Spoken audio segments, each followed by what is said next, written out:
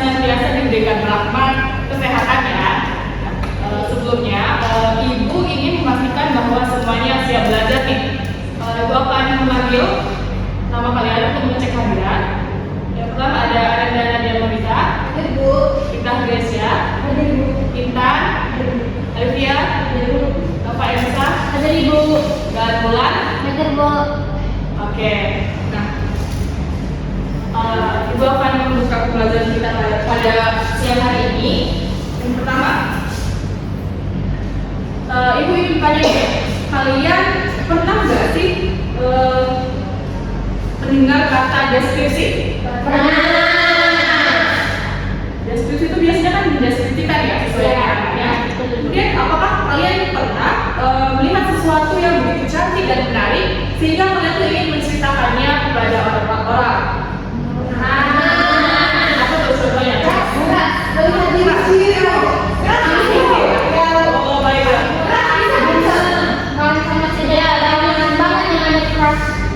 Begitu banyak hal yang bisa kita deskripsikan ya. Kemudian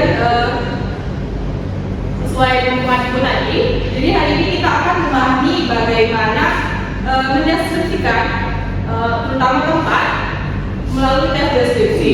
Nah, kalau gitu kita akan menyimak terlebih dahulu penjelasan Ibu mengenai teks deskripsi.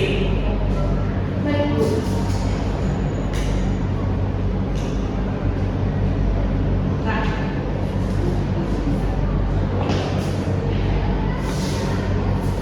apa itu teks deskripsi?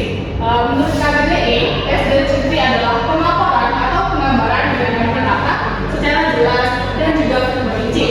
Menurut pengertian para ahli, yang pertama ada Karl, yaitu teks deskripsi adalah suatu bentuk tulisan yang bertujuan untuk menyajikan gambaran tentang suatu objek sehingga seolah-olah pembaca melihat atau merasakan sendiri objek yang digambarkan.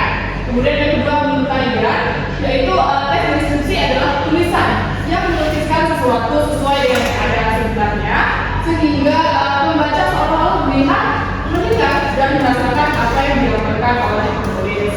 Jadi dapat kita simpulkan bahwa teks deskripsi adalah bentuk tulisan yang bertujuan untuk menggambarkan objek, tempat, atau peristiwa dengan sedetail mungkin menggunakan panca indera sehingga pembaca dapat membayangkan atau merasakan secara nyata apa yang digambarkan oleh penulis. Selanjutnya, struktur teks deskripsi. Deskripsi ini memiliki 5 struktur. Yang pertama ada judul, identifikasi, klasifikasi, deskripsi, dan kesimpulan yang akan dijelaskan satu persatu. Yang pertama judul. Nah, judul ini harus mengandung 3 aspek utama, yaitu relevansi. Relevansi itu kesesuaian. Kemudian yang kedua ada daya tarik atau provokatif dan singkat. Nah, judul ini fungsinya itu untuk meringkas atau ringkas tersirat dari keseluruhan tulisan yang untuk berfungsi sebagai menarik perhatian pembaca. Kemudian yang kedua, ketiga, dan keempat ada identifikasi. Identifikasi adalah penentuan identitas dari orang, objek, atau benda lain yang menjadi fokus deskripsi. Kemudian yang kedua ada klasifikasi. Nah, klasifikasi itu adalah unsur penyusun yang mengelompokkan objek sesuai dengan kaidah atau standar yang telah ditetapkan. Dan keempat ada deskripsi. Deskripsi ini adalah bagian gambaran atau penjelasan mendetail mengenai objek atau hal yang dibahas dalam teks. Struktur terakhir ada kesimpulan, yaitu bagian akhir. Materi selanjutnya adalah kaidah kebahasaan teks deskripsi. Teks deskripsi ini kita harus memperhatikan kaidah kebahasaannya sehingga teks itu menjadi bagus dan sesuai. Yang pertama ada ejaan dan tanda baca. Tentunya kalian dari SD sampai SMP pasti sudah mempelajari ejaan dan tanda baca nih. Salah satunya adalah penentuan huruf kapital, huruf besar kecil, dan juga tanda baca. Salah satu contohnya adalah huruf kapital. Huruf kapital itu biasanya digunakan di mana sih? Di awal.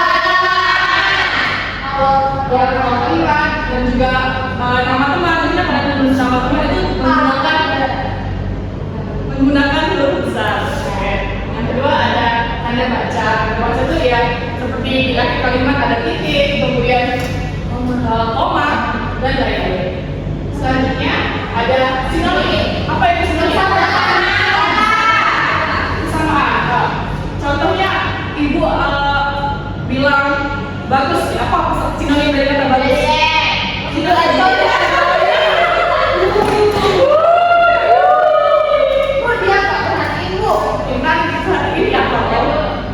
Sinonim itu persamaan. Contohnya kata bagus itu bisa jadi cantik atau yang lain. Kemudian kata umum dan juga khusus. Kata umum itu hiponim, kata khusus itu hiponim. Contohnya ada kalimat toko itu menjual berbagai jenis bunga seperti mawar, melati, anggrek, kenanga, lili, dan kamboja. Nah, bunga ini adalah kata umum, sedangkan mawar, melati, dan lain-lain adalah kata khususnya. Kata sifat ini adalah kata yang memberikan keterangan tambahan tentang objeknya. Contohnya diawali dengan lebih, sangat, seperti sangat jernih atau lebih bersih. Kemudian kalimat perincian ini berfungsi untuk menjelaskan objek secara mendetail sehingga pembaca dapat membayangkan dengan jelas. Yang terakhir kalimat serapan panca indera. Nah, kalimat ini berkaitan dengan indera. Apa aja panca indera yang dipakai?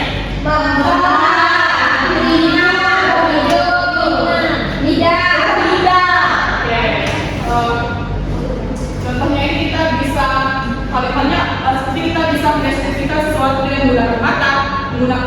Contohnya itu kayak kita melihat wanita cantik sekali, wanita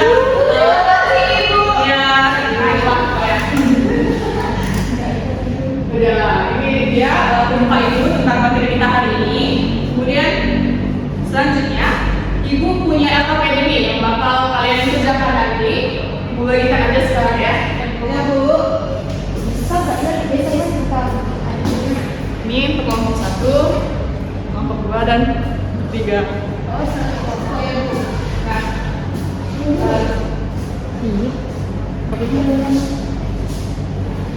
ibu tampilin secara digital ya, bagaimana bentuk LKPD-nya. Nah, LKPD itu setelah kalian buka berisi teks tentang kampung wisata Karangkobar. Iya, Bu. Bener kan? Ya. Tugas kalian adalah yang pertama membaca terlebih dahulu tentang teks yang sudah ibu bagikan di LKPD, kemudian mendiskusikannya ke dalam kelompok kecil mengenai struktur teks, identifikasi, dan deskripsi. Jangan lupa untuk mencari kata sifat dan frasa yang ada dalam teks ini. Sudah dibagi kelompok? Sudah. Dua. Ya, dua. Oke, ibu kasih waktu 1 menit aja ya untuk mencari jawabannya.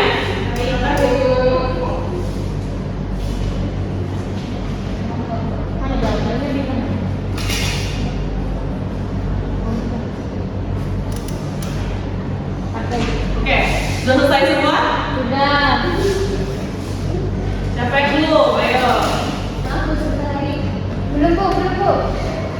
Sudah Ibu. Oke, masih waktu tambahan ya.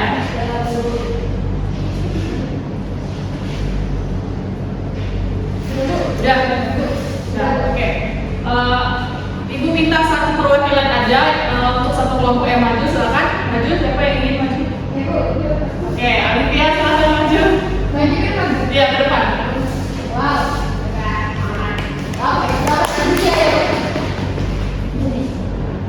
Oke, baik, terima kasih Ibu. Di sini saya akan mempresentasikan hasil dari tugas kelompok saya bersama teman saya Intan. Nah, jadi yang pertama itu dari struktur teks deskripsi. Nah, dari struktur teks deskripsi kampung wisata Alun-Alun ini, struktur paragraf pertama yaitu identifikasi, di mana paragrafnya itu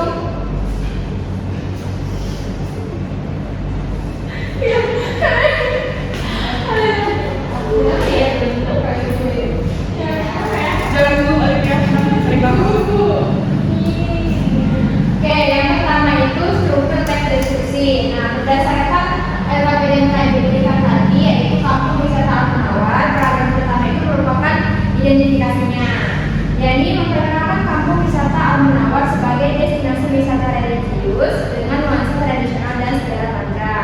Kemudian paragraf kedua sampai kelima itu merupakan deskripsi bagiannya, di mana pada paragraf kedua sampai kelima itu menjelaskan tentang detail sejarah, kemudian lokasi, aturan masuk, suasana, dan juga bangunan di kampung Al-Munawwar tersebut. Nah, yang terakhir yaitu paragraf ke-6 merupakan penutup, di mana isinya yaitu menutup dengan mengajak dan merekomendasikan orang-orang untuk mengunjungi kampung wisata Al-Munawwar. Nah, selanjutnya setelah menentukan struktur, saya dan Intan sudah menentukan ala ciri kebahasaannya. Nah, yang pertama itu seperti yang telah Ibu jelaskan tadi ialah kata sifat.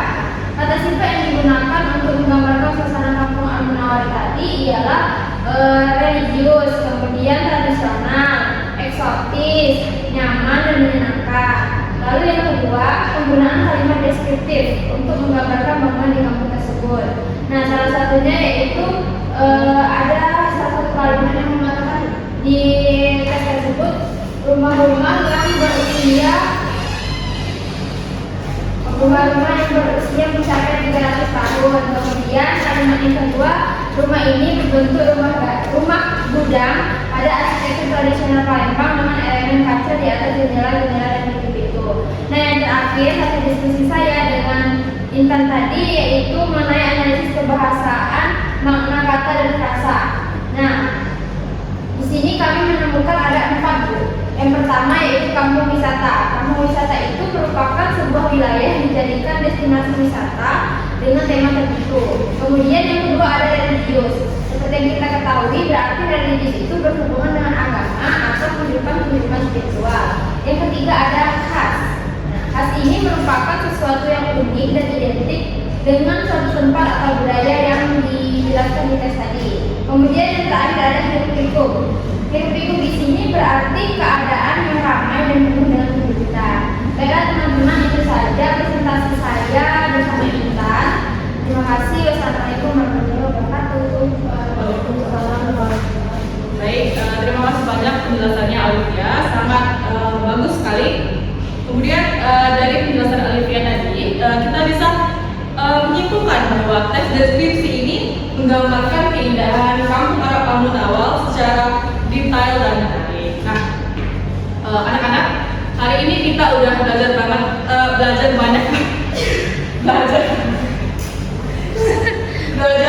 banget tentang tes deskripsi, khususnya yang berhubungan dengan budaya lokal kita sendiri nih, yaitu kampung Al-Munawwar sebagai contoh nyatanya.